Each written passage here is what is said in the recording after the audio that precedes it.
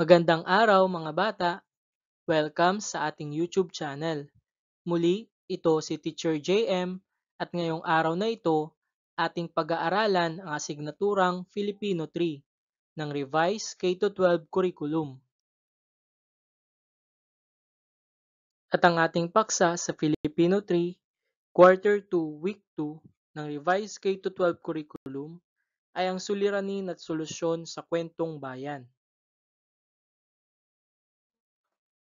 At ang ating layunin, pagkatapos ng aralin na ito, ang mga mag-aaral ay inaasahang may bibigay ang mungkahing solusyon sa suliraning nabasa sa isang teksto o napanood. Ano nga ba ang kwentong bayan? Ang kwentong bayan ay isang uri ng salaysay na nagpasalin-salin sa iba't ibang henerasyon sa pamamagitan ng pasalitang tradisyon.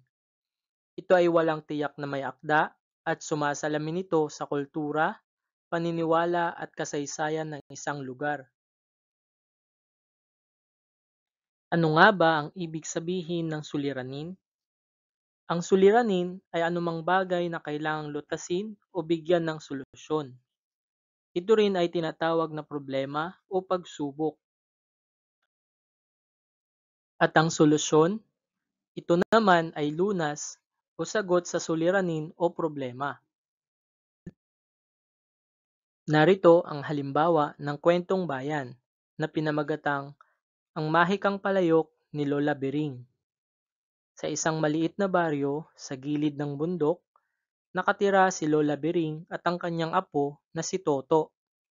Isang araw, habang naglilinis si Lola, sa likod ng kanilang bahay, may nakita siyang lumang palayok na may nakaukit ng mga salitang, "Luto, luto, palayok, bigyan kami ng lugaw." Ngunit isang araw, iniwan ni Lola si Toto sa kanilang bahay. Dahil sa gutom, ginamit ni Toto ang palayok. Nakalimutan niya ang salitang pampatigil sa pagluluto.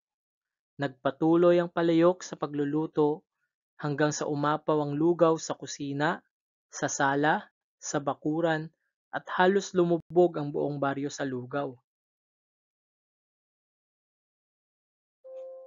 Pagbalik ni Lola, agad niyang binigkas ang mga salitang pampatigil.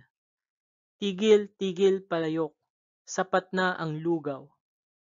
Tumigil ang palayok sa pagluluto. Tinuruan ni Lola si Toto ng kahalagahan ng pag-iingat, pakikinig, at pagrespeto sa kapangyarihan ng mga bagay na hindi niya lubos na uunawaan.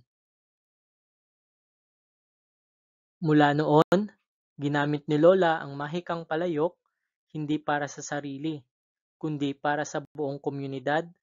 Nagtayo sila ng lugawan sa maligaya, at ang palayok ay naging simbolo ng pagbabahagi, kabutihan, at pagkakaisa. At ang suliranin sa kwentong ating napakinggan, dahil sa gutom, ginamit ni Toto ang palayok at nakalimutan niya ang salitang pampatigil sa pagluluto. At ang solusyon nito, tinuruan ni Lola si Toto ang kahalagahan ng pag-iingat, pakikinig, at pagrespeto sa kapangyarihan ng mga bagay na hindi niya lubos na uunawaan. Narito ang ikalawang kwentong bayan na pinamagatang Ang Sapatero ng San Isidro. Sa isang tahimik na barangay sa paanan ng bundok, nakatira si Mang Oscar, isang sapatero na gumagawa ng sapatos mula sa lumang kahoy, balat at goma. Maganda ang kanyang gawa, matibay at maayos mga disenyong makabayan. Ngunit kakaunti lamang ang nagpapagawa sa kanya, karamihan ay bumibili ng murang sapatos sa palengke o sa lungsod. Dahil sa kakaunti ang bumibili, hindi sapat ang kita ni Mang Oscar para sa pang-araw-araw na gastusin. Minsan ay lugaw lang ang kanilang hapunan. Nais niyang ipagpatuloy ang kanyang sining, ngunit nag-aalala siya sa kinabukasan ng kanyang pamilya. Isang araw, dumaan sa barangay si Ginoong Mateo, isang negosyanteng taga Maynila na naghahanap ng lokal na produkto para sa kanyang tindahan. Napansin niya ang sapatos ni Mang Oscar na suot ng isang batang kapitbahay. Namangha siya sa kalidad at disenyo. Agad siyang bumisita sa bahay ni Mang Oscar at napagawa ito ng 100 pares ng sapatos para ibenta sa Maynila. Sa tulong ng kanyang pamilya at kapitbahay, natapos ni Mang Oscar ang pinapagawa ni Ginoong Mateo, naging patok ang sapatos sa Maynila, tinawag itong sapatos ng San Isidro. Dumami ang order at lumago ang kita at nakapagpatayo sila ng maliit na pagawaan. Hindi lamang siya umasenso, kundi naging inspirasyon sa buong barangay. At ang aral sa kwento, ang sipag at galing na may gantimpala, lalo na kung ito'y binahagi sa iba. Minsan ang tagumpay ay nagsisimula sa isang pares ng sapatos at isang taong naniniwala.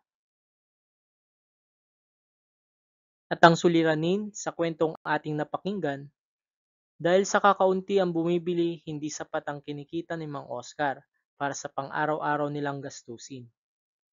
At ang naging solusyon nito, nagpagawa si Ginoong Mateo ng 100 pares ng sapatos dahil sa namangha ito sa kalidad at disenyo nito. Ano nga ba ang suliranin at solusyon? Ang suliranin, ito ang anumang bagay na kailangan lutasin o bigyan ng solusyon. Ito rin ay tinatawag na problema o pagsubok. Ang solusyon naman, ito ay lunas o sagot sa suliranin o problema. At dito nagtatapos ang ating pag-aaral sa Filipino 3, Quarter 2, Week 2 ng Revised K-12 Curriculum na ang paksang Suliranin at Solusyon sa Kwentong Bayan.